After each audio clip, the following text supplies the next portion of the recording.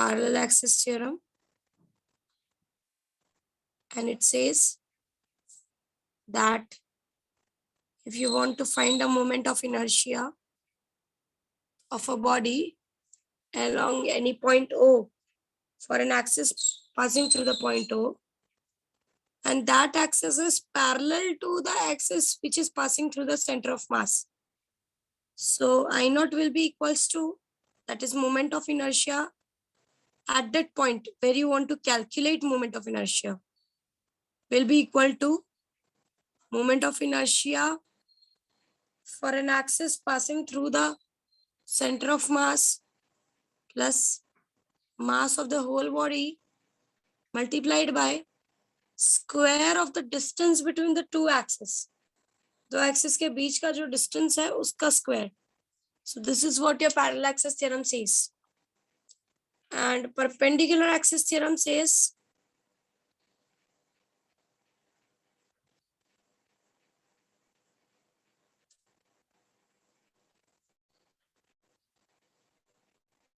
that the axis which is perpendicular to the plane, the moment of inertia along that axis will be equal to the product of the moment of inertia of the other two axes. Sorry, the addition of the moment of inertia along the other two axes which are mutually perpendicular to each other. So these are the two theorems we proved yesterday. कि अगर आप किसी एक ऐसे point से moment of inertia निकाल रहे हो जिसके क्रॉस जो एक्सिस आप ड्रॉ करो, अगर वो सेंटर ऑफ मास के एक्सिस से पैरेलल है, अगर आपको याद हो this was our O point और ये हमारा सेंटर ऑफ मास से जाने वाला पॉइंट था. सो अगर आप ऐसे एक्सिस से मोमेंट ऑफ इनर्शिया निकालना चाहते हो जो सेंटर ऑफ मास की एक्सिस से पैरेलल है, तो जो मोमेंट ऑफ इनर्शिया होगा वो मोमेंट ऑफ इनर्शिया वो एडिशन होगा of a moment of inertia passing through the centre of mass plus product of the whole mass multiplied by the square of the distance between the two axis. और जो perpendicular axis theorem है वो बोलता है कि जो axis perpendicular होगा वो एक्सिस का मोमेंट ऑफ इनर्शिया आपके बाकी के बचे हुए दो म्यूचुअली परपेंडिकुलर एक्सिस के एडिशन के बराबर होगा. That is Ix and I1. ये सबको क्लियर है? Yes ma'am. उसके बाद मैंने आपको रिंग का एक मोमेंट ऑफ इनर्शिया सिखाया था कि अगर आप एक रिंग लेते हो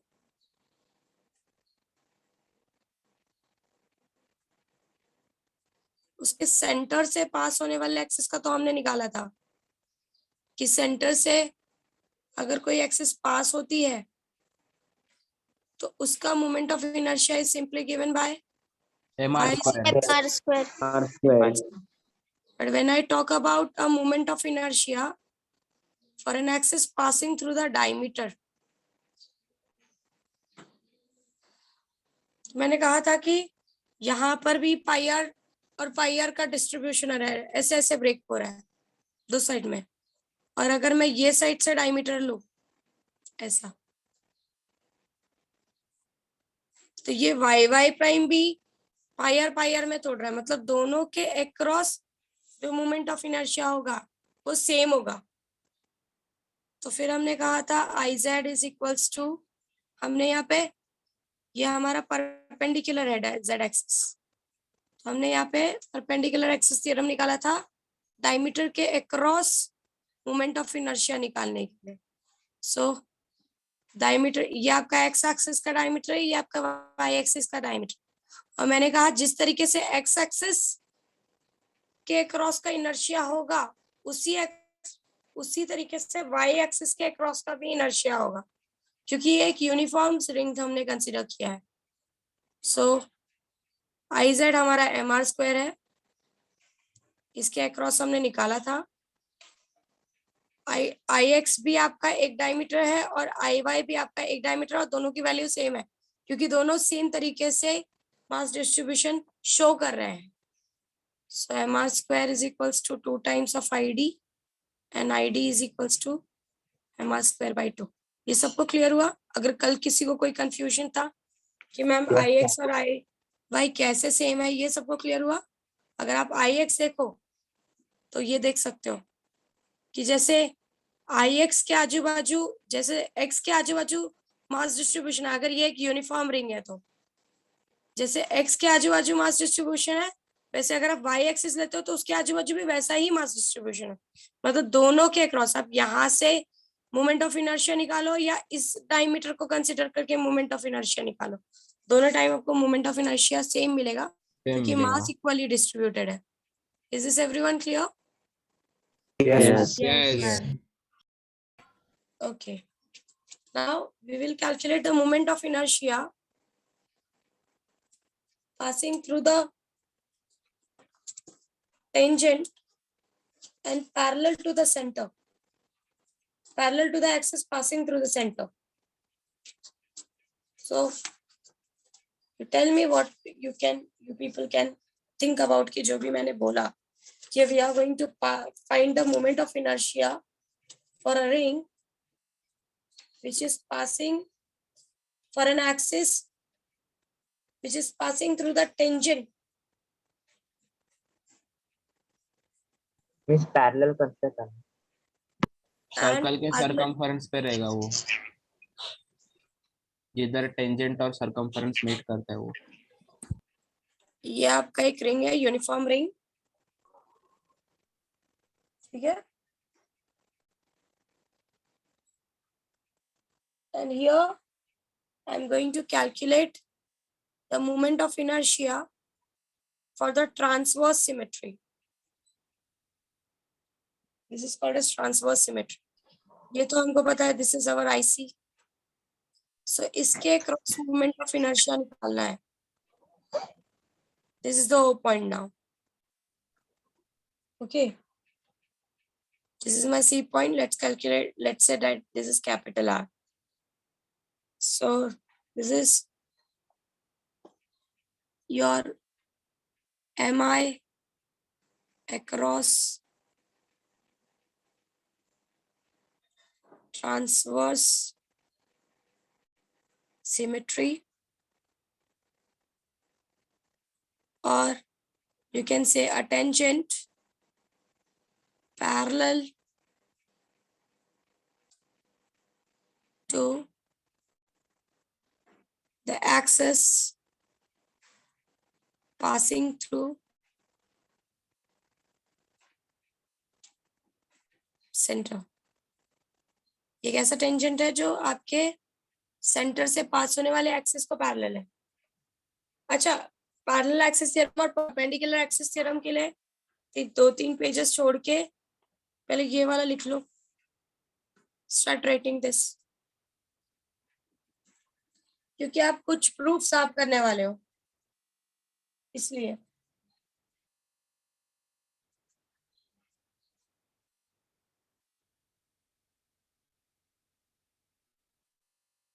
लिख रहे हो ना? yes ma'am,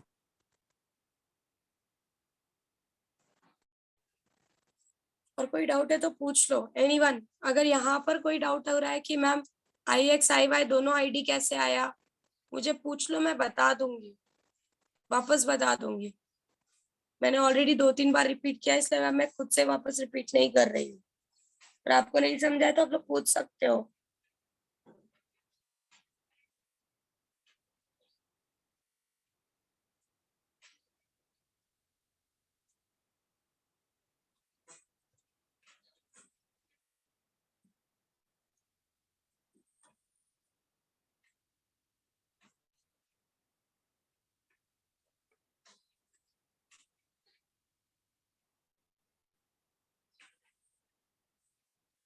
हो गया लिख के? ये लिख yes low, ma'am, MI across the transverse symmetry or a tangent parallel to the axis passing through the center. For this tangent we are going to calculate. आप मुझे बताओ पहले को कौन सा थ्योरम लगाओगे? इस theorem parallel axis theorem, parallel axis theorem. parallel axis theorem, parallel axis theorem। और बताओ what will be the value? क्या होगी वैल्यू? 2 यस, देखो h की वैल्यू, h की तो वैल्यू वही होती है रेडियस के बरोबर है. Right. So we Yes. Are going to apply. You people write this. हमें पहले ये लिख लो, ये ड्रॉ कर लो, फिर मैं आगे जाती हूँ, फिर समझाती हूँ. मीन्स ट्रांसफर सिमेट्री बताओ. Transverse symmetry in the sense, see, what do you mean by a transverse condition? क्या लगता है? It's not in the plane, right? This is perpendicular to the plane, right? Since Yes. it is known as transverse symmetry. Transverse का मतलब होता है when something is perpendicular to something. So here we are saying that it is perpendicular to the plane. Hence it is known as transverse symmetry. Yes. When it is perpendicular, see, it can be something like कि ये आपके plane के ही direction में, अगर मैं ये वाला tangent लेती हूँ तो कैन यू सी, ऐसा सोया हुआ है, ऐसे आपका रिंग है और ये आपका टेंजेंट, तो ये आपके Yes. प्लेन के ही डायरेक्शन में, और ये आपका परपेंडिकुलर टू द प्लेन है. सो जो Yes. Point perpendicular to the plane है, that is transverse symmetry. Means it is making 90 degree with the circle, with the ring. Ring ऐसा सोया हुआ है और रिंग को ऐसे परपेंडिकुलर एक्सिस के अक्रॉस एक ऐसा टेंजेंट ले रहे हैं. Tangent means touching at a single point. ऐसा टेंजेंट ले रहे हैं जो परपेंडिकुलर है आपके रिंग को. Hence it is known as transverse symmetry. अगर आपके रिंग को पैरेलल होता, ऐसा होता, आपका टेंजेंट ऐसा होता इस पॉइंट पे, सो हम कहते हैं कि it is parallel to the plane. समझा? ट्रांसवर्स सिमेट्री का मतलब? Yes, ma'am. Yes. So transverse symmetry का मतलब है कि ये जो एक्सिस है ये आपके रिंग को परपेंडिकुलर है. आपका रिंग ऐसा लेटा हुआ है, ये ऐसा पड़ा है, और उसको ऐसा परपेंडिकुलर प्लेन के लिए हम लोग कैलकुलेट कर. जैसे now this is the ring, let's just say ये मेरा प्लेन है, ये मेरा एक्सिस है. देख सकते हो दोनों, ये अगर मेरा रिंग है तो ये एक्सिस और रिंग के बीच में कितना एंगल बन रहा है? What is the 90 angle? 90 degree. Hence it is known as transverse symmetry. Yes, अगर yes, ऐसे टेंशन, अगर ये टेंशन के लिए निकालते हैं ऐसा, so now they are parallel to each other, right? ये Yes. सोया हुआ है और ये Yes. इसको पैरेलल है. So this is known as parallel to the plane. Yes, yes. ये हो गया सबका? Yes. Yes. Yes.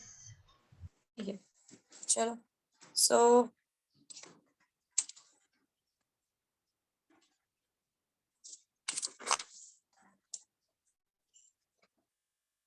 using parallel axis theorem, I naught is equal to IC plus MH square.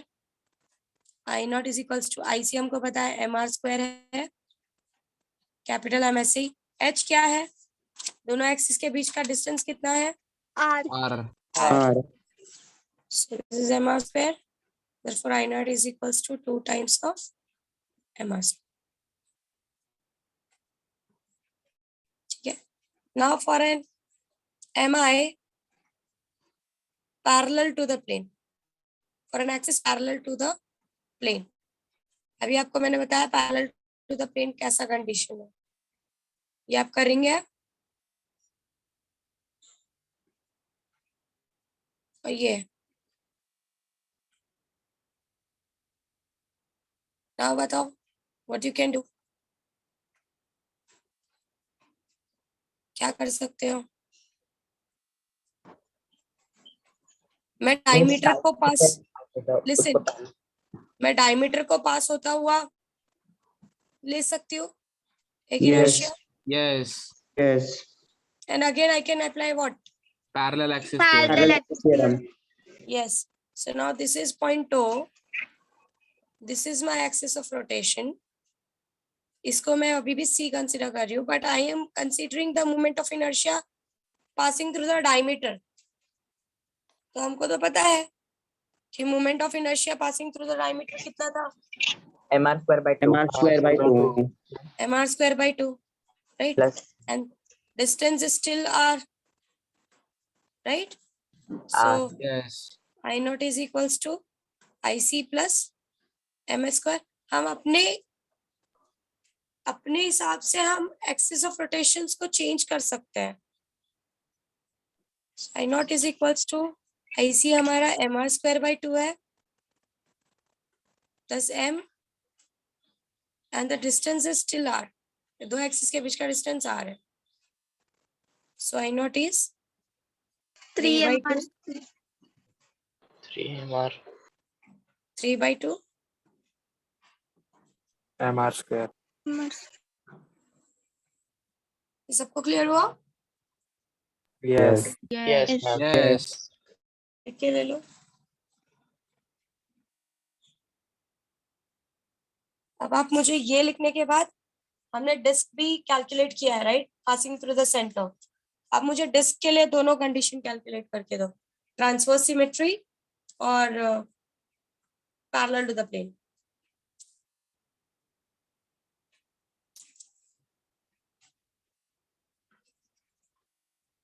Then we will prove sphere.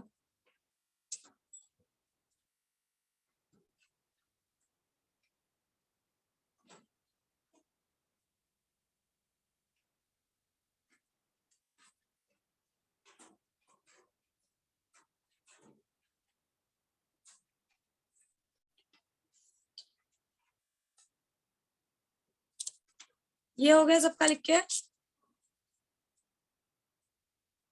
Done.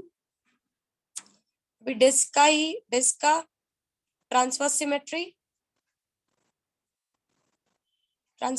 का मतलब पता है ना सबको अभी. Tangent Yes, ma'am. Parallel Yes, to the ma'am. 3/2 mr². 3/2 mr². 3/2 mr². Yes disc के लिए निकाल रहे हैं. और पैरेलल टू द प्लेन का भी बताओ कैलकुलेट करके. दो सबके सब ट्राई करो. मैंने already passing through the centre निकाल के दिया है. यूज करो parallel axis theorem. Miss 5/4 mr² आएगा parallel to the plane. Yes उससे पहले tangent वाला निकालना पड़ेगा परपेंडिकुलर एक्सिस थ्योरम से. चलेगा. आप अपने हिसाब से यूज कर सकते हो. देख लो बस राइट होना चाहिए. That's all.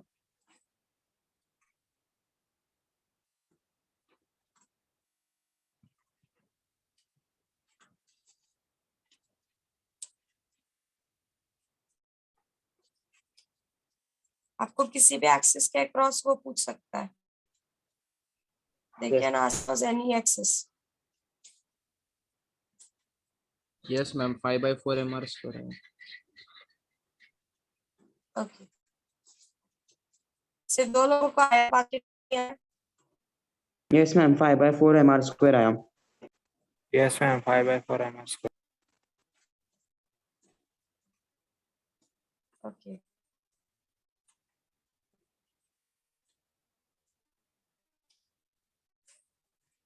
So कुछ मोमेंट ऑफ इनर्शियाज आपको स्टैंडर्ड मोमेंट ऑफ इनर्शियाज आपको याद भी रखने पड़ेंगे. लाइक आप हर बार बैठकर पूरा मोमेंट ऑफ इनर्शिया प्रूफ नहीं कर सकते. So you have to learn some of the moment of inertias कि ओके ये बॉडी का पासिंग थ्रू द सेंटर इतना होता है. That you have to what I can say that you have to keep it in mind कि okay for cylinder what is the moment of inertia, for a disk what is the moment of inertia, for a means for the moment of inertia which is for an axis which is passing through the center. आपको वो सारे moment of inertia तो दिमाग में रखने होंगे. that you have to keep it in mind. So there are some moment of inertia that you have to either आप practice करके दिमाग में रखो या आप प्रूफ करके दिमाग में रखो या फिर लर्न करके दिमाग में रखो. आपको कुछ मोमेंट ऑफ इनर्शिया दिमाग में रखने होंगे. That is very sure. This is clear what I said? Yes, ma'am. Yes, Yes. ma'am. Yes. Okay. So ma'am बोलो. पैरेलल टू प्लेन वाला करके बताओ ना. ये आपका डेस्क है. डायमीटर के अक्रॉस निकाला आप लोग ने मोमेंट ऑफ इनर्शिया डिस्क का कितना है? Yes ma'am. कितना आ रहा है? mr square by 4. So diameter के अक्रॉस आपका मोमेंट ऑफ इनर्शिया आ रहा है mr स्क्वायर 4। हमारे स्क्वायर बाय 4 है। यस। ठीक है, इस एक्सिस के अक्रॉस निकाला, ये पैरेलल टू द प्लेन है। So I not is equals to I C, now distance is mr।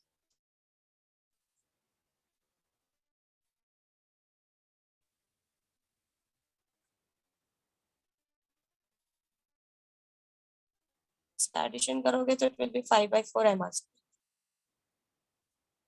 ये समझा कैसे आया? Yes. Yes. जिसने मुझे पूछा था उसको समझा ये वाला कैसे आया है? हाँ यस मैम समझे। उसी का यूज करके हमने ये निकाला।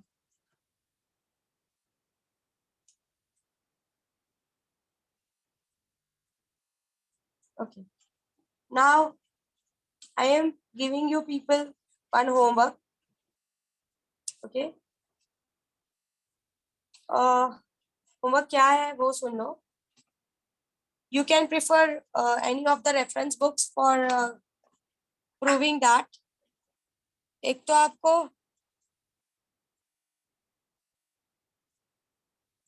रॉड के लिए मोमेंट ऑफ इनर्शिया निकालना है पासिंग थ्रू द सेंटर।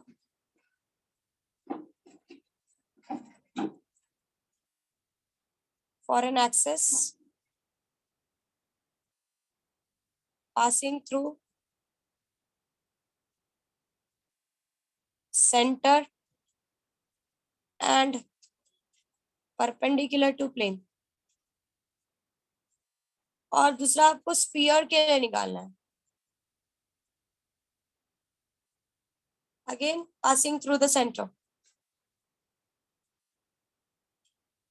मतलब आपका ये स्फीयर है, यस, ये रॉड है, और आपको पैरेलल एक्सिस थ्योरम और परपेंडिकुलर एक्सिस थ्योरम यूज करके across this point, across this point, यहाँ पर स्फीयर है तो ये across this point, across this point, आपको ये सारे कंडीशन सॉल्व करने हैं।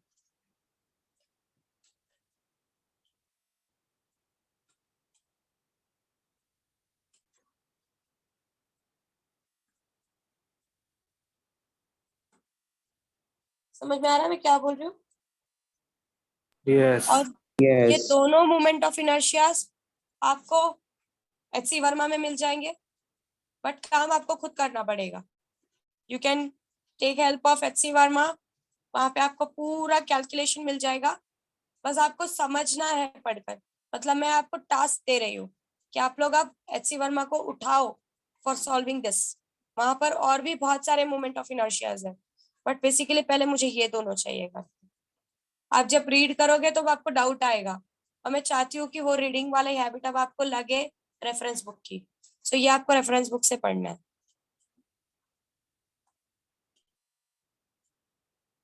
समझ में आया? Yes, ma'am. Passing through the centre निकालना है रॉड के लिए, उसके बाद उसके अगर एक साइड से एक्सिस पास हो रहा है तो क्या मोमेंट ऑफ इनर्शिया होगा, अगर एक्सिस यहाँ से पास हो रहा है तो क्या मोमेंट ऑफ इनर्शिया होगा, अगर सेंटर से पास हो रहा है तो क्या मोमेंट ऑफ इनर्शिया होगा। Same for the sphere, centre से पास होता हुआ मोमेंट ऑफ इनर्शिया निकालो, साइड से पास होता हुआ मोमेंट ऑफ इनर्शिया निकालो, इस पॉइंट से पास होता हुआ मोमेंट ऑफ इनर्शिया निकालो। सो आपको ये कैलकुलेट करके रखना है। You have to use a reference book here for sure, direct नहीं आएगा। होमवर्क समझा क्या है? Yes, ma'am. Yes For this you have to Yes. use the HC Verma का रोटेशनल मोशन देखोगे तो मिल जाएगा, वहां पर सारे प्रूफ्स है। But I want you to read those books. अगर कुछ नहीं समझा तो I am always available to explain you, always. मतलब मेरे पास अगर कोई लेकर आएगा तो वो तभी लेकर आएगा जब वो उसको रीड करेगा। मैं चाहती हूँ कि आप वो रीड करो, इसलिए मैं ये टास्क दे रही हूँ, अदरवाइज मैं खुद प्रूफ करवा देती। बट आपके ये नोट्स में होना चाहिए प्रूफ करके। वहां पर इंटीग्रेशन वगैरह का काफी यूज होगा, दैट इज वेरी श्योर। वो लोग पहले छोटा सा एलिमेंट लेंगे, जैसे हमने रिंग में लिया था, they will take a small element, वो स्मॉल एलिमेंट लेकर फिर उसका डीएम निकालेंगे, dm निकालने के बाद वो वेरी करेंगे from one point to another point, और फिर इंटीग्रेट करेंगे and then total moment of inertia निकलेगा from passing through the centre, दोनों भी कंडीशंस के लिए, and it will be quite tough. ये बात समझ जाओ, इतना इजी प्रूफ नहीं है, तो आप लोगों को थोड़ा दिमाग लगाना पड़ेगा, और नहीं आया तो I am always available to tell you those things. जहां पर डाउट आएगा वो मैं समझाने के लिए तैयार हूँ कि मिस ये पॉइंट कैसे आया या ये स्टेटमेंट कैसे यूज किया है। इस तरीके से आपको रेफरेंस बुक पढ़ने का भी थोड़ा हैबिट डालना होगा। Is this very much clear? Yes, ma'am. Yes, ma'am.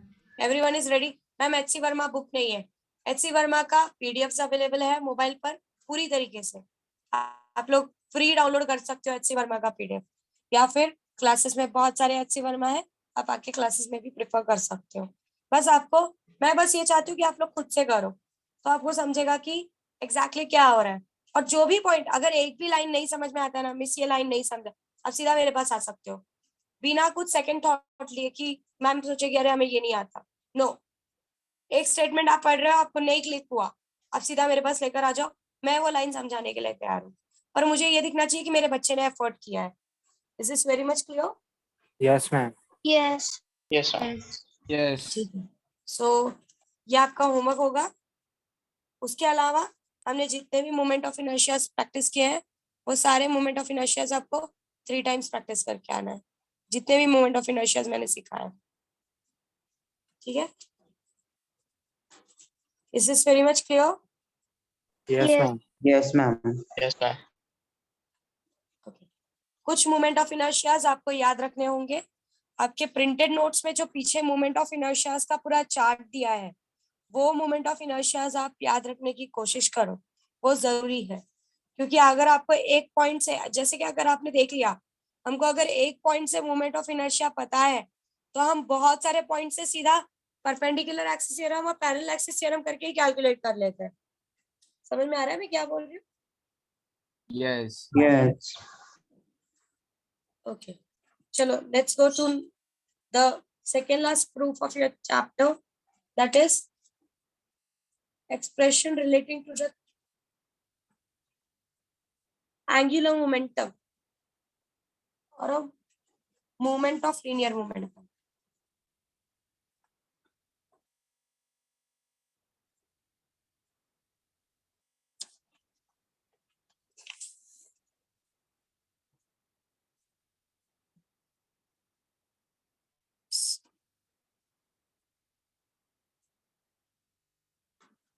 जब आपकी बॉडी लीनियर मोशन परफॉर्म करती है, that is a linear momentum, m into v।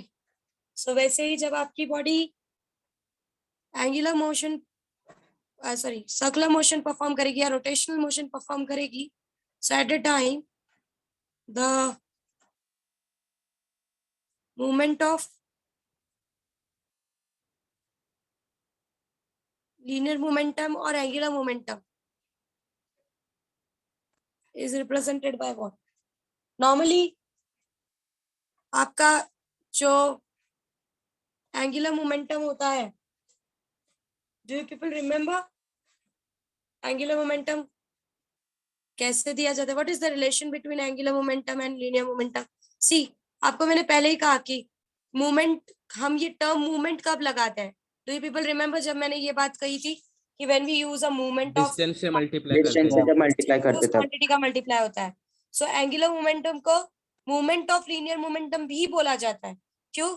क्योंकि उस वहां पर r क्रॉस p किया जाता है, that is it is there is a linear momentum multiplied by the distance which gives your angular momentum, and hence it is also known as movement of linear momentum, या फिर angular momentum के नाम से भी जाना जाता है।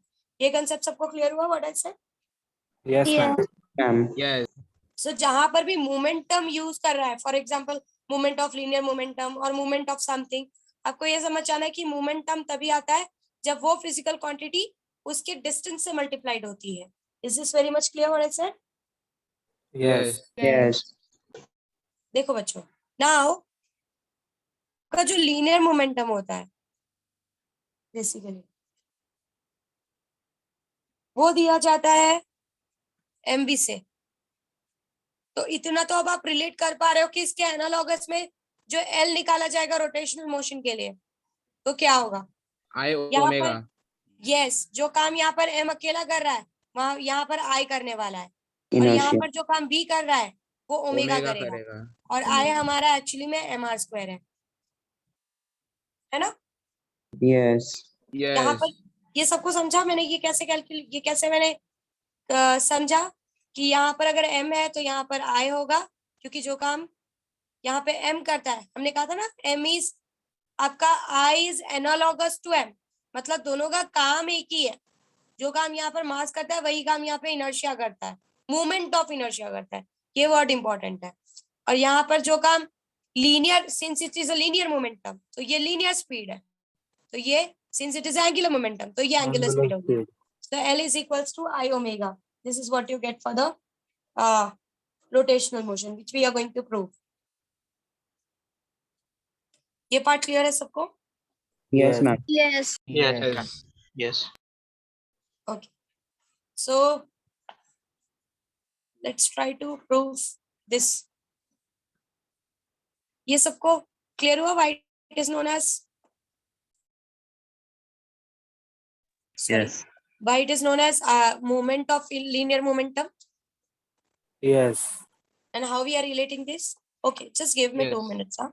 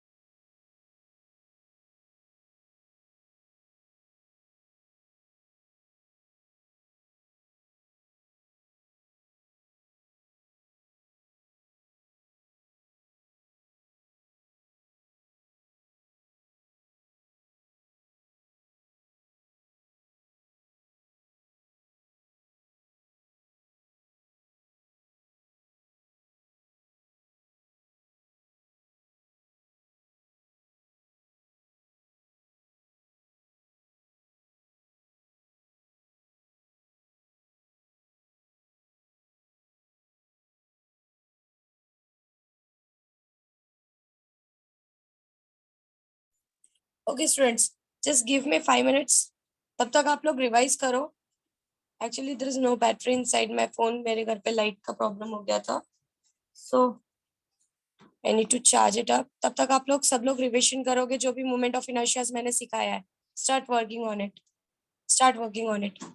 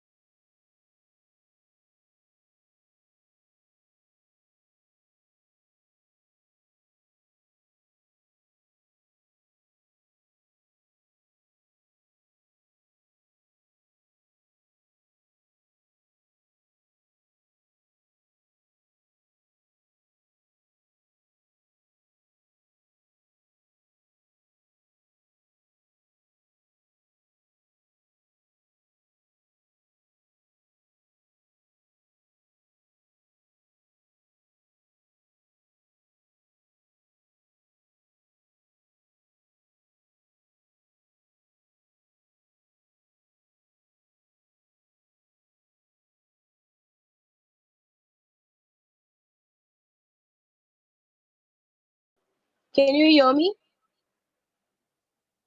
Yes, ma'am. Yes, ma'am. Yes. Yes.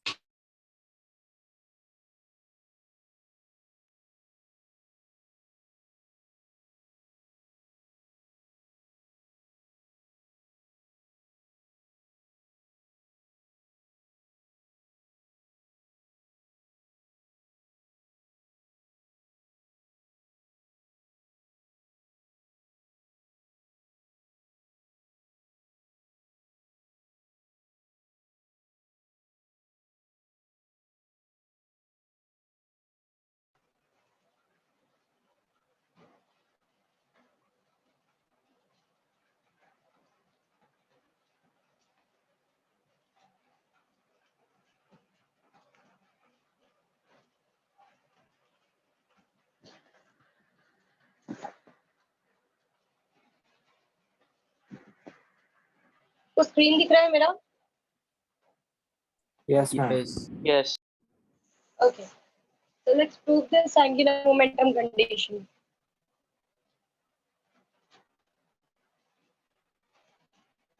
Okay. So let's go ahead.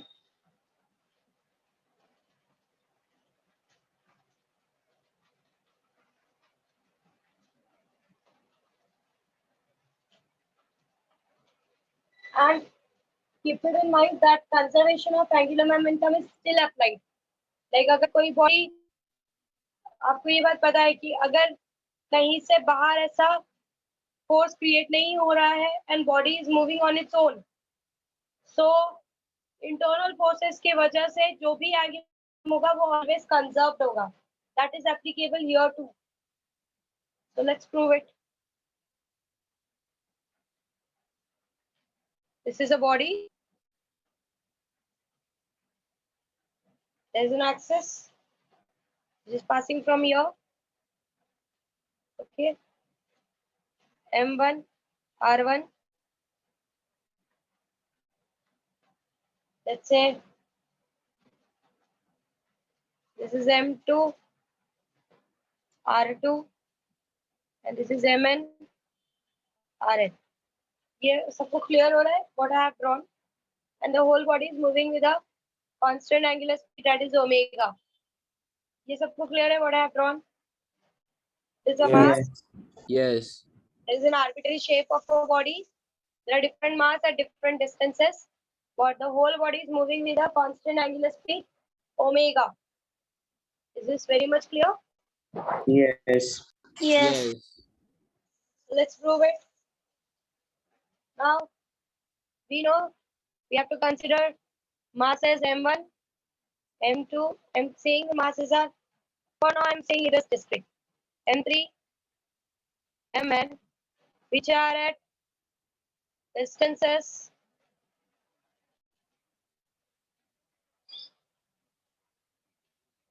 r1, r2, rn. This is everyone clear what I have drawn and what I have written, that there are I'm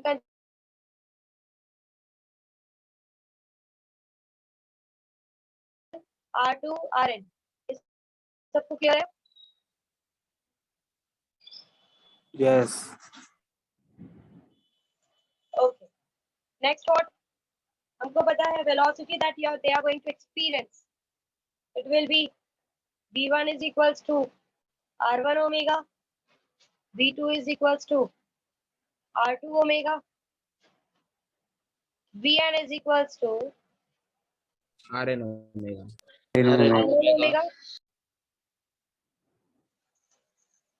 And we know what is the relation between linear momentum and angular momentum. So let's talk about the magnitude. L1 is equals to P1 into R1. L2 is equals to P2 into R2. Ln is equals to Pn into Rn. This is very much clear. Yes. Yes. So P1 will be written as, you can write P1 as, how you can write P1? Mass into velocity. It is M1 V1 Rn. L2 is M2V2 R2. Ln is Mn Bn Rn. So, and B1, you know the relation between V and R, right? V is equals to R omega. R omega. So it will be M1 R1 omega into R1. L2 is equals to M2 into R2 omega into R2. Ln is equals to Mn Rn omega into R N. यहाँ तक बच्चों किसी को कोई doubt है तो पूछ लो। हमने बहुत सारे मार्क्स कंसीडर किए। बोल बोल बोल बच्चों। Ma'am first line L equals to P1 U1 कैसा है? क्या हुआ फिर से बोल। मैम ये first line L1 is equal to P1 R1। ये आपने Yes. सीखा हुआ है already. L is equals to R cross P होता है। That you have already proved, I think so, in 11th standard. कि आपका एंगुलर मोमेंटम और आपके लीनियर मोमेंटम के बीच में relation is L is equals to R cross P. That you have already done. Yes ma'am. जैसे आपके linear velocity और angular velocity के बीच में formula is V is equals to R omega. ये लीनियर वेलोसिटी है और ये एंगुलर वेलोसिटी है और R से कनेक्टेड है। वैसे ही लीनियर मोमेंटम और एंगुलर मोमेंटम के बीच में रिलेशन है। Angular momentum is R cross P, that is distance multiplied by the linear momentum. Yes ma'am. ठीक है, और किसी को कोई डाउट है या आगे जाऊं? Let's calculate total L. अब तो काफी इजी हो गया होगा। L is equals to L1 plus L2 plus L3 Ln. So यहाँ पे R1 into R1 is R1 square. M1 R1 square 2 R2 square M R is equals to M में common कर ओमेगा कॉमन।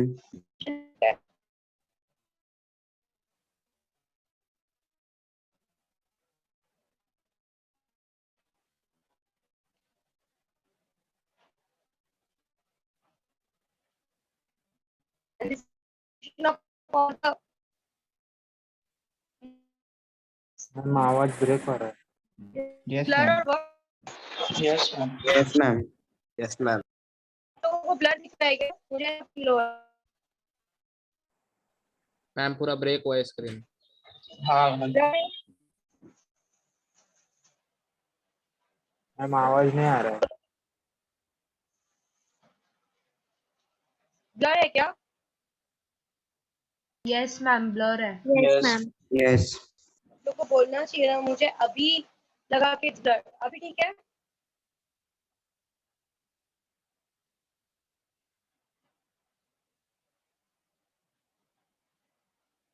अभी ठीक है? दिख रहा है मैम। नो मैम, थोड़ा ब्लर है। अब ठीक है? थोड़ा नहीं मैम, मतलब कि हल्का सा ब्लर है, मतलब कि लिखा हुआ दिख रहा है लेकिन हल्के से ब्लर के साथ। Okay. So here this is summation of n is equals to 1, I is equals to 1 to n, mi ri squared multiplied by omega equals to mi ri squared inertia. is equals to omega.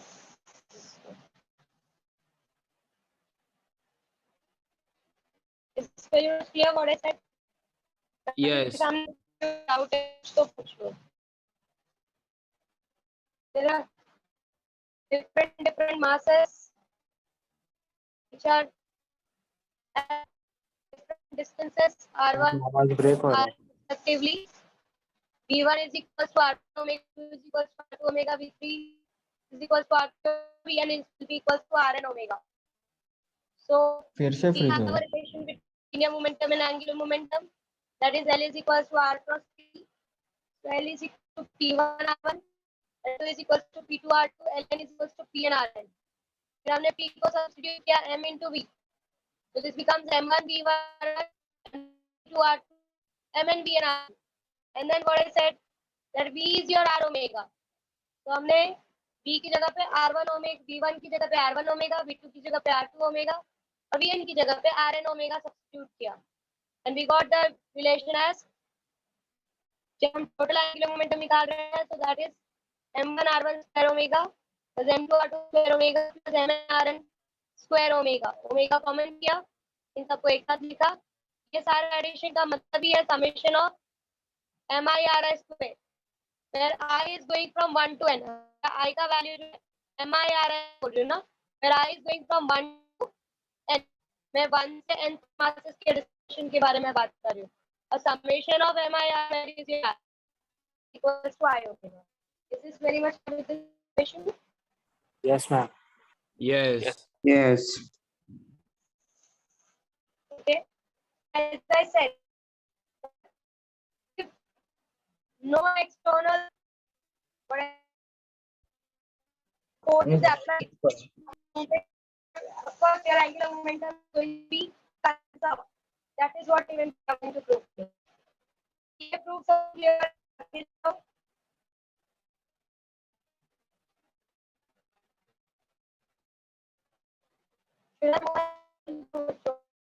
बोले में जाता नहीं तो उठी जाओगे. Ma'am आवाज break हो रहा है. आवाज Yes, ma'am.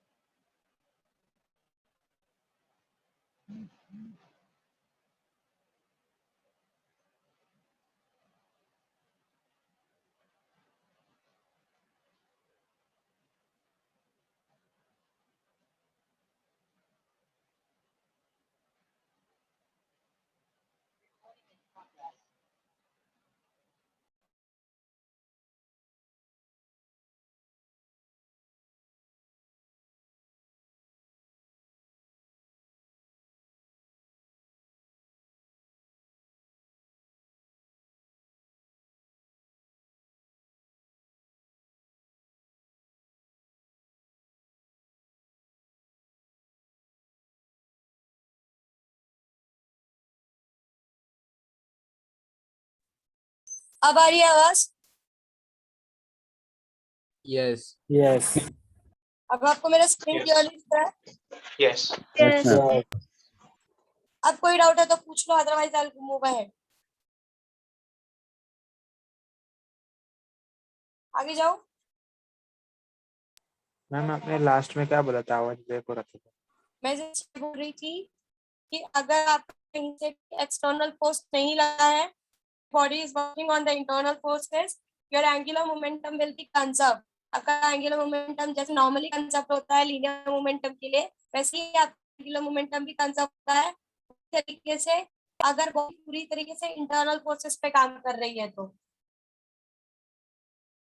अगर बाहर से अनबैलेंस एक्सटर्नल कंडीशन अप्लाइड नहीं है, बॉडी पूरी तरह से इंटरनल पे काम कर रही है, बैलेंस एक्सटर्नल कंडीशन पे काम कर रही है, तो वी से दैट कि आपका एंगुलर मोमेंटम भी कंजर्व होता है. We are going to prove.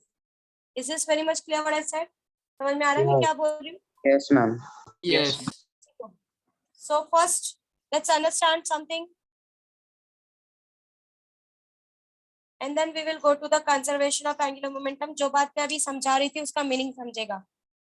एक बात समझ जाओ, जितने लोग भी सो रहे हैं ना आज के लेक्चर में, there will be always problem with the chapter and that is not because of me, because of you people. 3-4 लोग छोड़ के बाकी इस क्लास में कोई कुछ नहीं बोलता है.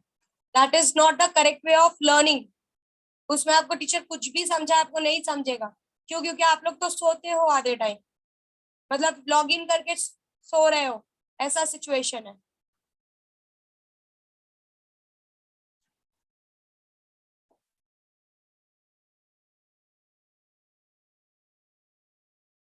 So let's talk about expression of a torque. Now what is torque? जैसे कि हमने काफी कुछ एनालॉगस पढ़ा कि जब हम रोटेशनल मोशन परफॉर्म कर रहे हैं तो हमारा इनर्शिया जहां सिर्फ मास पर डिपेंड करता था लीनियर मोशन में, यहाँ पर मास और स्क्वायर ऑफ द डिस्टेंस पे भी डिपेंड करता है। बाद में हमने काइनेटिक एनर्जी के लिए प्रूव किया कि काइनेटिक एनर्जी हमारी नॉर्मली हाफ mv स्क्वायर होती है, but when we talk about rotational motion it is half I omega square. Then we prove that कि जैसे linear momentum m into v होता है वैसे ही एंगुलर मोमेंटम I ओमेगा होता है। सो सिमिलरली जब आपकी बॉडी रोटेट करती है तो वहां पर जो है पर्टिकुलरली हमारा फोर्स बहुत ज्यादा रिस्पॉन्सिबल नहीं होता काम करने के लिए, हमारा टॉर्क रिस्पॉन्सिबल होता है। लाइक जिस तरीके से लीनियर मोमेंटम में फोर्स काम करता है उसी तरीके से आपके एंगुलर मोमेंटम में, एंगुलर मोशन में, that is your rotational motion में आपका टॉर्क काम करता है। ये आपने ऑलरेडी 11th स्टैंडर्ड में इसकी थोड़ा सा पार्ट इसका पढ़ा था। Are you understanding what I am trying to say? Yes. Yes. तो जिस तरीके से लीनियर मोमेंटम में फोर्स काम करता है उसी तरीके से एंगुलर मोमेंटम में आपका टॉर्क काम करता है। And your torque is given by, अब बताओ आपका फोर्स का फॉर्मूला क्या होता है normally? Mass into Mass acceleration. into acceleration. Acceleration. So your torque is simply given by Force into displacement. mass as your जो काम Inertia. यहाँ पे मास Moment करता है of यहाँ पे inertia. इनर्शिया करता है, Inertia. alpha, Right. और यहाँ पे Alpha. जो एंगुलर Alpha. लीनियर एक्सेलरेशन है that is your angular acceleration. Yes. So this is how the torque is analogous to force in the rotational motion. Is this very much clear what I said? Yes. Yes, ma'am. Yes. Okay. Now जब आप दरवाजा open करते हो, when you open the door, आपने ये आपका door है, ये आपके एजेस लगे हुए हैं, this is your axis of rotation, और आपका जो ओपन करने वाला एरिया होता है वो यहाँ होता है। You can see the R, आपका जो टॉर्क होता है, the relation between torque and force, जैसे हमने relation between linear momentum and angular momentum देखा, linear velocity and angular velocity देखा, वैसे टॉर्क और फोर्स के बीच का भी रिलेशन होता है, and that is given by basically what is the relation between torque and force? Force into distance from the axis of rotation. R cross F means torque is RF. Okay, so जितनी दूर पे आप अब यहाँ पर दरवाजा खोलते वक्त, since it is a rotational motion, तो सिर्फ और सिर्फ आपका फोर्स काम नहीं करता है, यहाँ पर आपका टॉर्क काम करता है, और टॉर्क जो है वो R into F है, मीन्स वो R पे डिपेंड करता है। आप यहाँ पर टॉर्क, यहाँ से दरवाजा खोलने की कोशिश करो, सेम फोर्स लगाओ, और यहाँ से दरवाजा खोलने के लिए कोशिश करो, सेम फोर्स लगाओ, आपको ये फील होगा कि सेम फोर्स लगाकर अगर आप इस हिस्से से दरवाजा खोलते हो तो आपको वो बहुत टफ पड़ता है, एज कम्पेयर टू अगर आप यहाँ पर फोर्स लगाते हो तो आपका दरवाजा आराम से ओपन होता है।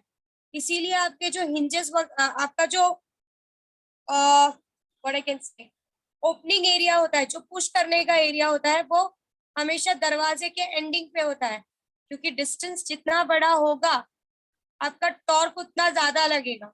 सो रोटेशनल मोशन परफॉर्म करवाने के लिए torque is a responsible factor instead of force. Same force यहाँ लगाओ, सेम फोर्स यहाँ लगाओ, यहाँ से आपका दरवाजा आराम से ओपन नहीं होगा, क्योंकि आर छोटा है तो टॉर्क कम लगेगा। वहीं पे अगर आप वही फोर्स यहाँ लगाते हो तो आर बड़ा होने की वजह से टॉर्क बड़ा हो जाएगा, और टॉर्क बड़ा होने की वजह से वो आराम से रोटेशनल मोशन परफॉर्म कर पाएगा। समझ में आ रहा है मैं क्या बोल रही हूँ? Yes, ma'am. Clear what I am Yes, saying? ma'am. Yes. Yes. That is only the reason कि आपका हैंडल जो है वो दरवाजे के दूसरे कॉर्नर में लगाया जाता है मोस्टली, क्योंकि यहाँ से दरवाजा ओपन करना इजी होता है, क्योंकि आप हल्का सा फोर्स लगाते हो, आर बड़ा होने की वजह से टॉर्क ज्यादा लगता है, and torque is responsible for rotational motion instead of force. Is this very much clear what I said? ये सबको समझ में आया मैंने क्या कहा? Yes. Yes. Hmm. Okay, So today we are going to prove this formula for torque. Okay. Again, let us consider a body.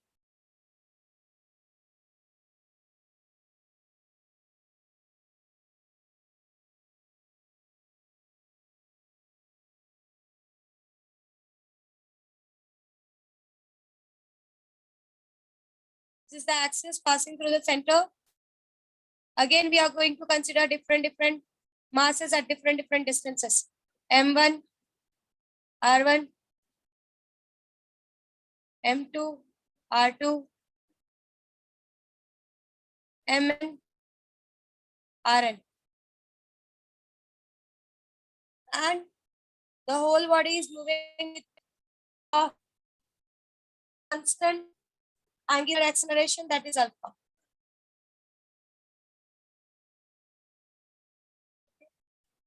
Of course, this is a rigid body, that is for sure. So here, again, we are considering M1, M2, M3, Mn, which are at a distance of R1, R2, Rn respectively. ये तो काफी common हो गया होगा सारे proofs के बीच में, right? ये हमने तीन Yes. चार प्रूफ में देख लिया Yes. Continuously. Now, what is the relation between your linear acceleration and angular acceleration? हमने linear velocity और angular velocity के बीच में देखा था. Now we will talk about linear acceleration and angular acceleration. A1 is equals to R1 alpha, A2 is equals to R2 alpha, and An is equals to Rn alpha. ये part सबको clear है? What I have written? Yes. Yes. Yes. Okay. Now, torque experienced by the first body will be F1 R1. Tau 2 is equals to F2 R2. Tau n is equals to Fn Rn. बच्चों जो लोग 11th में नहीं थे, मैंने उनके लिए ये एक्सप्लेन किया था कि टॉर्क जो होता है वो R और F दोनों पे डिपेंड करता है. सो अगर आप सेम फोर्स यहाँ लगाओ एक्सिस के पास और वही फोर्स आप दूर पे लगाओगे एक्सिस से दूर, तो सेम फोर्स अलग अलग टॉर्क एक्सपीरियंस करके देगा. यहाँ पर टॉर्क की वैल्यू कम होगी क्योंकि एक्सिस से आर छोटा है. यहाँ पर वही टॉर्क की वैल्यू सेम फोर्स से ज्यादा होगी क्योंकि आर की वैल्यू ज्यादा है. इसीलिए यहाँ से रोटेशनल मोशन परफॉर्म करवा पाना काफी इजी होता है एज कम्पेयर टू यहाँ से. और इसीलिए आपके हैंडल्स हमेशा दरवाजे के दूसरे कॉर्नर में लगे हुए होते हैं कि आपका दरवाजा आराम से ओपन हो सके. और इस आप ट्राई भी कर सकते हो, आप यहाँ से दरवाजा ओपन करके देखो सेम फोर्स लगा के, और यहाँ से दरवाजा ओपन करके देखो, आप फील करोगे कि यहाँ पर आप इजीली रोटेशनल मोशन परफॉर्म करवा पा रहे हो, विच शोज दैट आपका टॉर्क जो है, आपका रोटेशनल मोशन के लिए टॉर्क ज्यादा रिस्पॉन्सिबल होता है, and which is given by the formula RF. This is very much clear. जो लोग 11th में नहीं थे उनको समझाइए मैंने क्या कहा. Yes, ma'am. Yes, ma'am. Yes, ma'am. Okay. So tau 1 is equals to F1 R1, tau 2 is equals to F2 R2, and tau n will be equals to Fn Rn. Now what? F you can write it as M1 A1 R1. Tau 2 is equals to M2 A2 R2. And tau n is equals to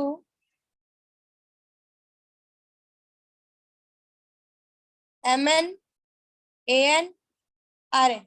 यहाँ तक सबको clear है बच्चों? Yes. Yes. Yes. Yes, ma'am. tau n is equals to, अभी A1 का तो relation हमने देखा अल्फा के साथ.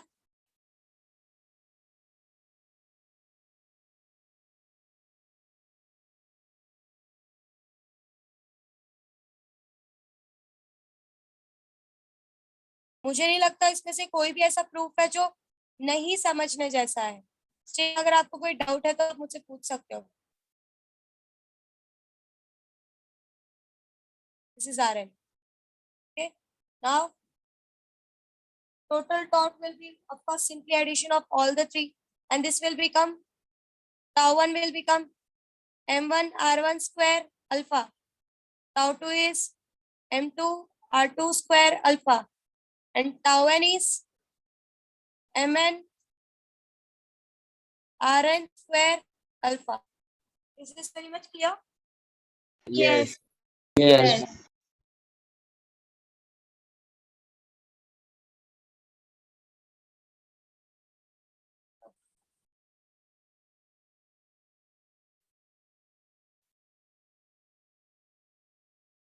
So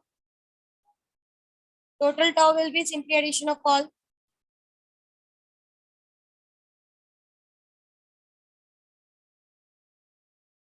So here अगर मैं अल्फा कॉमन कर देती हूँ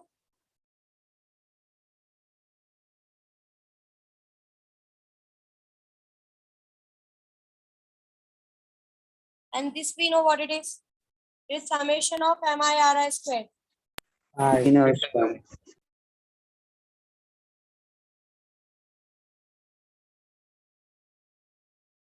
I going from 1 to n MIRI square into alpha.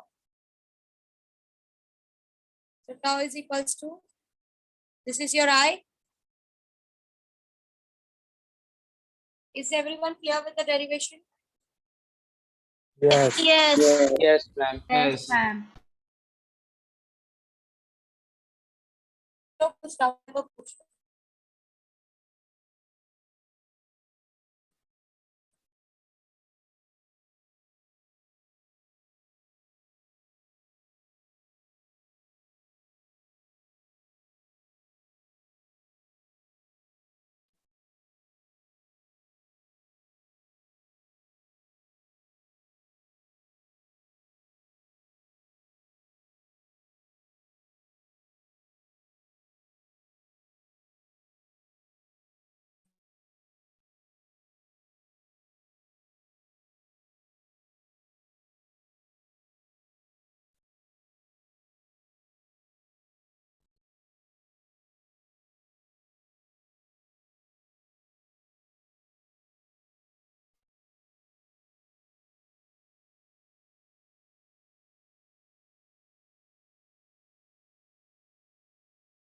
सबको ये derivation clear है?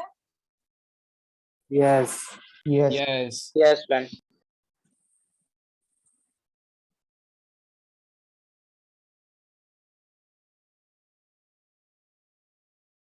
Okay. The last that we are going to prove today. This is the last theory of your rotational motion. That is conservation of angular momentum.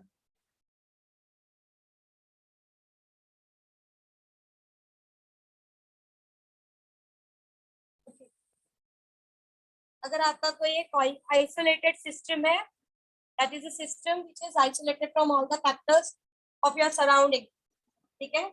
So in the absence of external unbalanced force, अगर बाहर से, sorry, of course we are talking about angular momentum.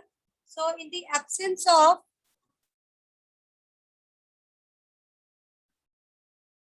external unbalanced torque, आपका जो momentum होगा, that is जो आपका angular momentum होगा, वो कंजर्व होगा. That is what we are going to prove. So L bar is equals to R bar cross P bar. This is moment of linear momentum or angular momentum. Now let's take a derivative of this. dl bar by dt is equals to, of course UV rule लगेगा.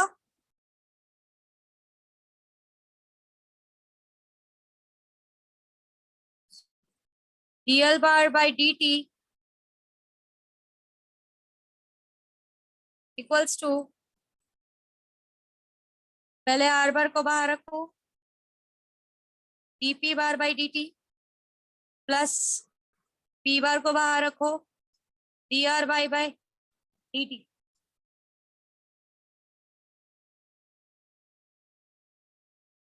Okay, अगर cross में रखोगे तो of course p बाद में आएगा. I am not taking as a cross product for now. या let's take it as a cross product.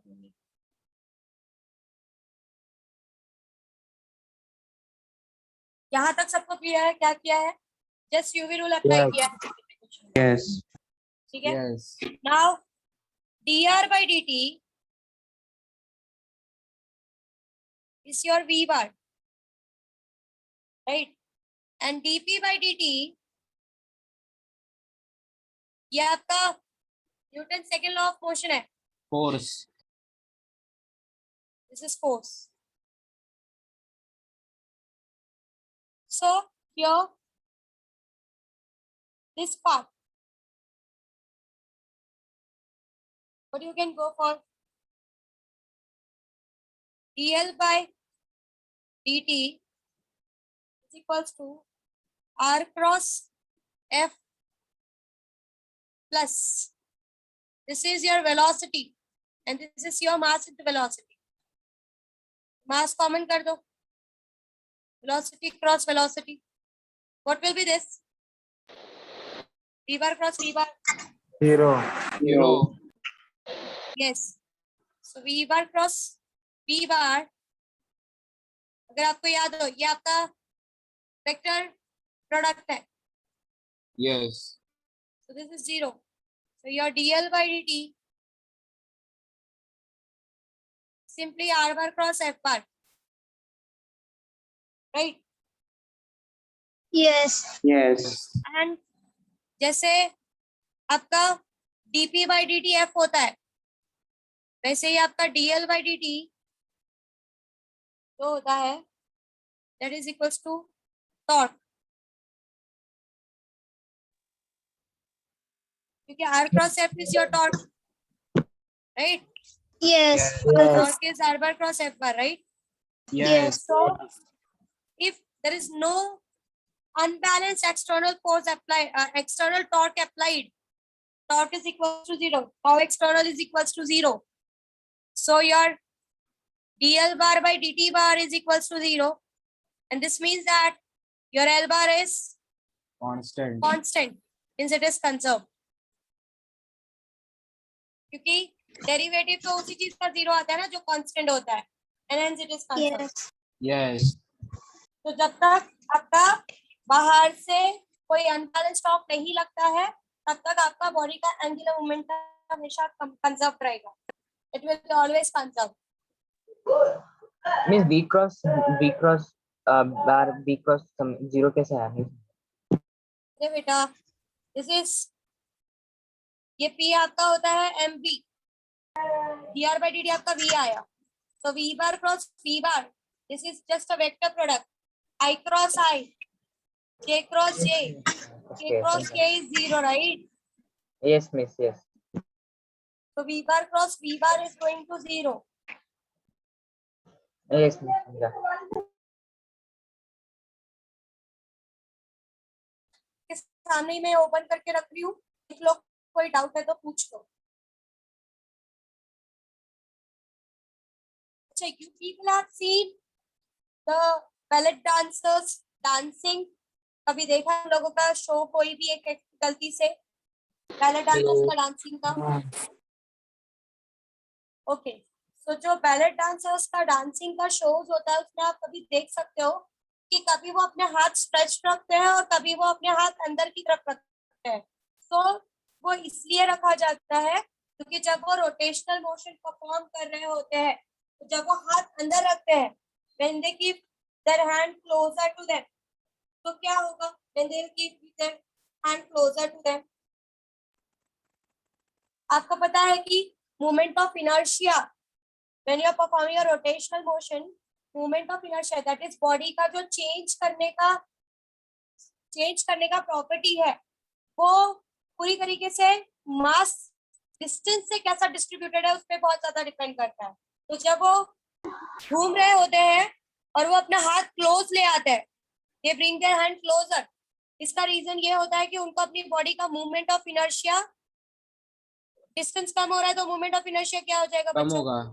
कम हो जाएगा. कम होगा. सो जब उनको अपनी बॉडी का मूवमेंट ऑफ इनर्शिया कम होता है मतलब उनको जब बहुत तेजी से स्पिन करना होता है, फटाफट गोल गोल घूमना होता है, तो वो अपने हाथ को अंदर ले लेते हैं so that movement of inertia कम हो जाए और वो फटाफट स्पिनिंग कर सकते हैं. मतलब जब भी उनको स्पीड बढ़ानी होती है कि उनको बहुत जल्दी जल्दी गोल गोल घूमना है, तो वो अपने हाथ को अंदर लेकर मोमेंट ऑफ इनर्शिया को रिड्यूस कर देते हैं। This is clear what I said? समझा मैंने क्या कहा? Yes. Yes. और उनको अपने स्पीड को नॉर्मल रखकर गोल घूमना है, तो वो अपना हाथ जो है वो फैला देते हैं। रीजन इज क्या अपना हाथ फैला देंगे तो जो मोमेंट ऑफ इनर्शिया है वो बढ़ जाएगा बढ़ और वो जाएगा। फिर स्लिप नहीं होंगे, वो आराम से कांस्टेंट वेलोसिटी के साथ घूमेंगे। This is very much clear what I said? Yes. Yes. किया मोमेंट ऑफ इनर्शिया कम हो गया, मोमेंट ऑफ इनर्शिया कम हो गया तो फटाफट गोल गोल घूमेंगे।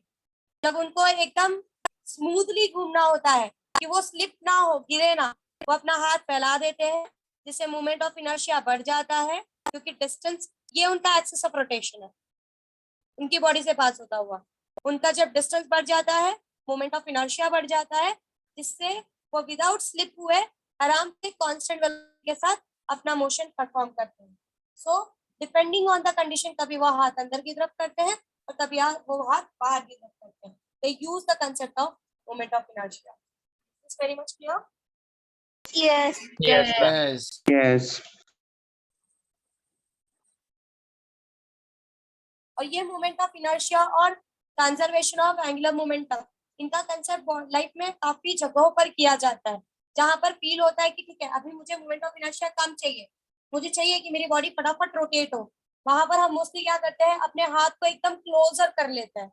We keep ourselves very closer कि हमारा इनर्शिया कम, मोमेंट ऑफ इनर्शिया कम हो और बॉडी आराम से मोशन परफॉर्म कर सकते। और उसी जगह पर हम हाथ दूर कर देते हैं। ये तब करते हैं जब हमको लगता है कि नहीं अब मेरी बॉडी को स्मूथली मूव करना है, I don't want a higher frequency, या मुझे बहुत ज्यादा तेजी से गोल गोल नहीं घूमना है, तब हम अपने हाथ को फैला देते हैं। Very much clear everyone? Yes, ma'am.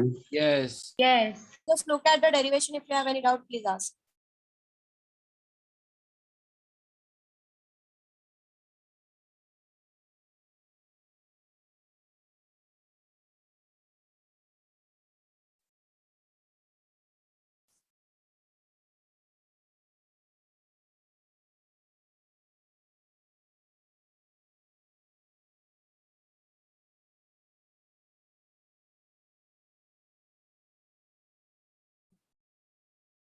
Okay. Now there is an announcement from my side. आज आप लोग का प्रैक्टिस सेशन है. Can you tell me people what is the schedule of your people today? क्या schedule है आप लोग का? Pratibha ma'am, you can switch off the recording. Okay. So theoretically the chapter is over. Okay.